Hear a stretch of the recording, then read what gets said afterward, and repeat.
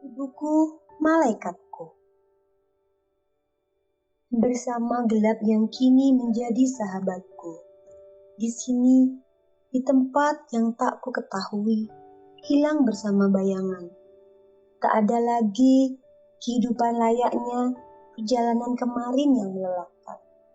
Sungguh, alangkah nikmatnya menjadi sendiri, jauh dan sepi, merenungi tiap detik kejadian yang telah ku alami. Aku terbuang dari kenyataan hidup yang pelik, menapaki setiap sudut bumi dengan penuh misteri. Akulah yang telah sekian lama mengharapkan ini terjadi. Menjadi sendiri adalah keadaan yang tepat bagiku. Kiranya ini adalah yang terbaik. Ingin sekali ku berharap seperti ini, hingga saat yang abadi untuk jiwa ini sendiri. Apabila memang sendiri adalah bagian dari penyembuhan hati, aku pun berharap tak kembali. Biarlah sepi menjadi sahabatku. Biarlah sepi yang menyembuhkan luka ini. Karena aku yakin ini adalah takdir ilahi. Aku yang tak lain adalah anak kandungnya. Anak kedua dari 3 bersaudara. Menjadi mandiri sedari bayi adalah aku. Tak terkira berapa banyak tangis yang pecah dan dibalas dengan amarah yang tak bersudah. Bapak adalah lelaki yang tegas dan berambisi. Ialah orang yang pertama yang mengajarkanku bagaimana menjadi tegar dan kuat dalam menghadapi segala tantangan yang harus kulewati. Aku terlahir dari rahim ibuku di hari di mana bapak tengah disibukkan oleh masalah besar di kantor. Ibuku yang sedari pagi sudah merasakan kontraksi, nekat naik becak sendiri menuju klinik seorang bidan di desa. Kakakku yang masih duduk di kelas 2 SD belum pulang sekolah, dan bapak sedari 2 hari kemarin tak dapat diganggu. Semalam bapak tidak pulang.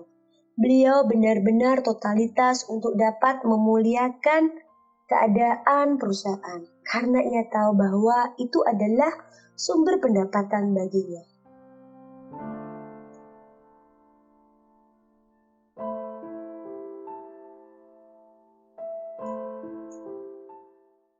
Keluargaku menjalani masa-masa sulit beberapa bulan terakhir. Selain karena kondisi ekonomi yang melemah, bapak yang sudah lama mendambakan anak laki-laki ternyata harus menghadapi kenyataan bahwa anak keduanya adalah juga seorang anak perempuan. Sontak, selama masa kehamilan ibuku, hampir setiap hari mengucurkan air mata. Ibu tak mudah membelanjakan uang dari bapak. Selain nominalnya tidak seberapa dibanding gaji utuhnya, ibu juga menanggung seorang janin yang membutuhkan perlakuan khusus dan tentu memakan banyak biaya. Ibu sama sekali tidak ingin membiarkanku tumbuh tanpa asupan terbaik. Dalam kondisi itu, selain bekerja sebagai guru honorer, ibu juga membuat usaha kecil-kecilan. Dibuatnya jajanan pasar pada dini hari dan distorkan ke pedagang di pasar sesaat sebelum ibu pergi mengajar ke sekolah. Diangkutnya jajanan itu dengan menaiki sepeda ontel. Kemudian saat perut ibu semakin membesar, ibu berlangganan beca untuk mengantar dagangannya.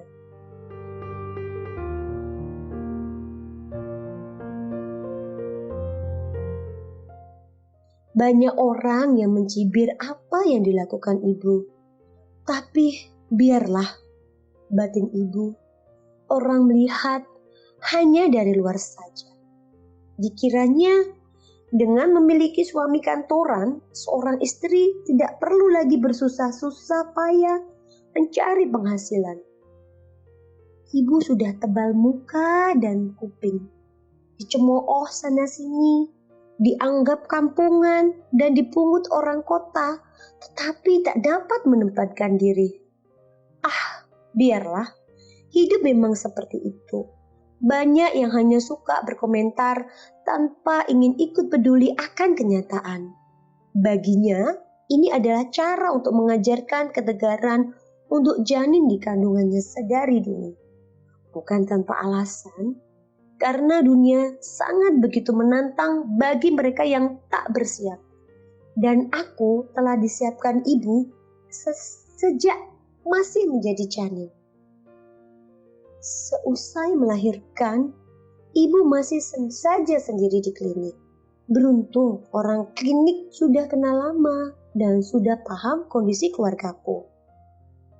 Sehingga segala administrasi dapat diurus nanti setelah bayi lahir. Bapak tak kunjung datang ke klinik. Padahal ibu sudah berulang kali meminta tolong suster untuk menelpon bapak.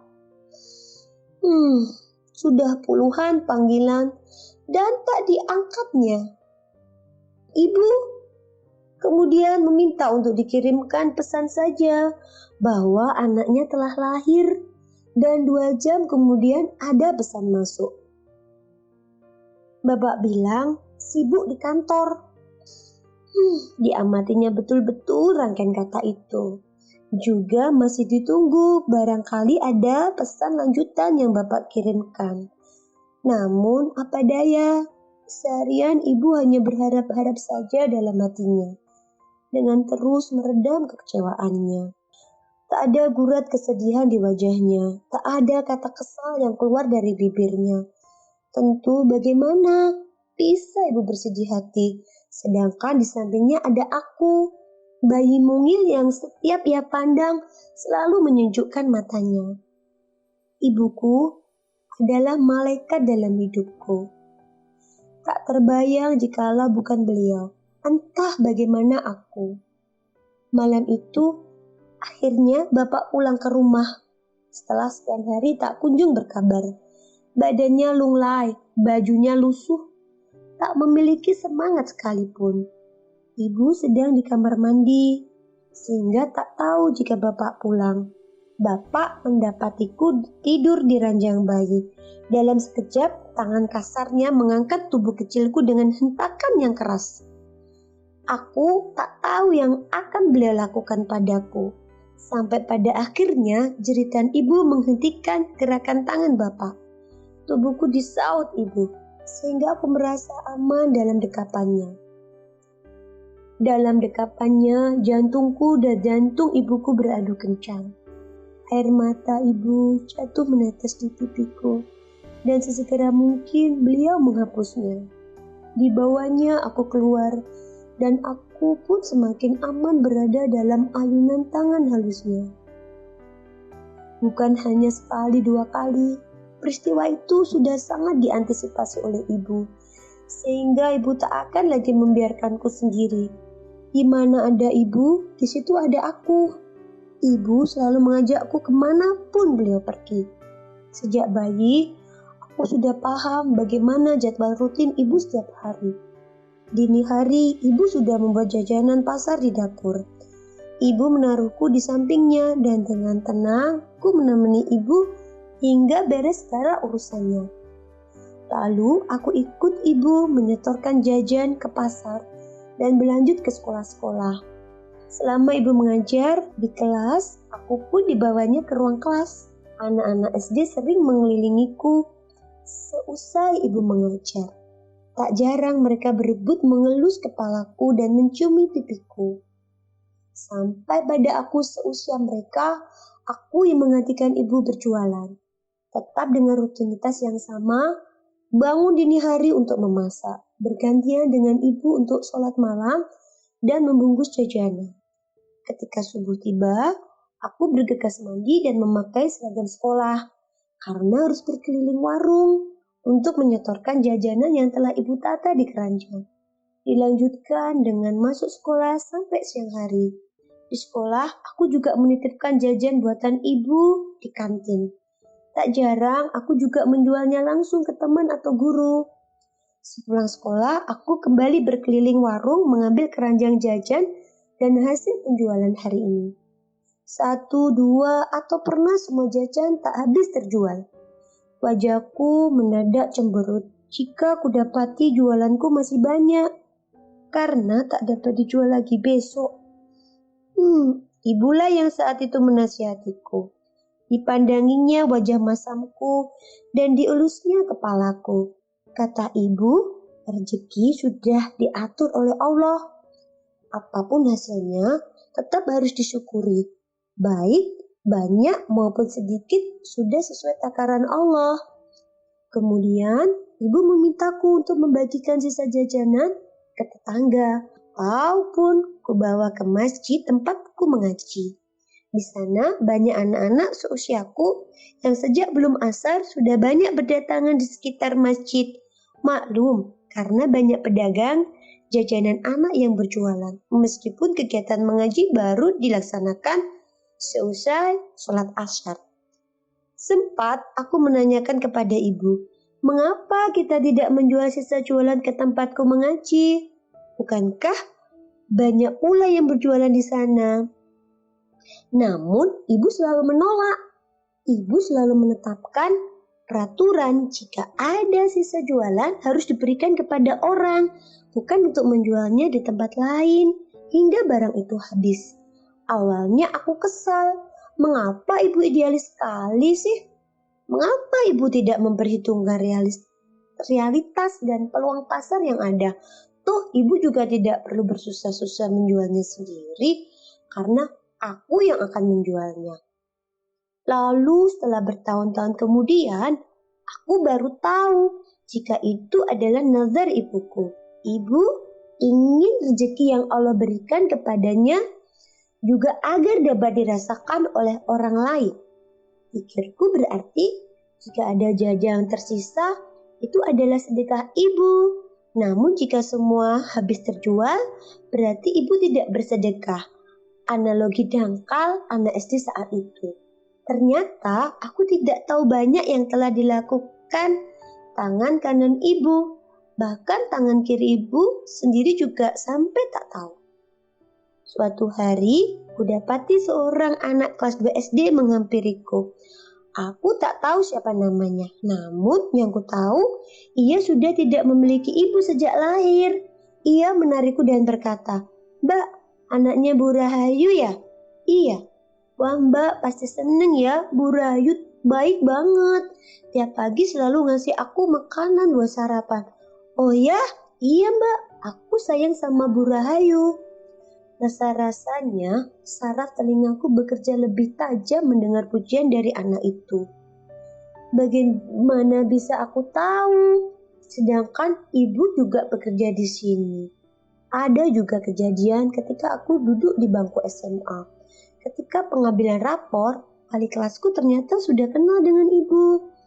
Di kemudian hari, baru ku tahu.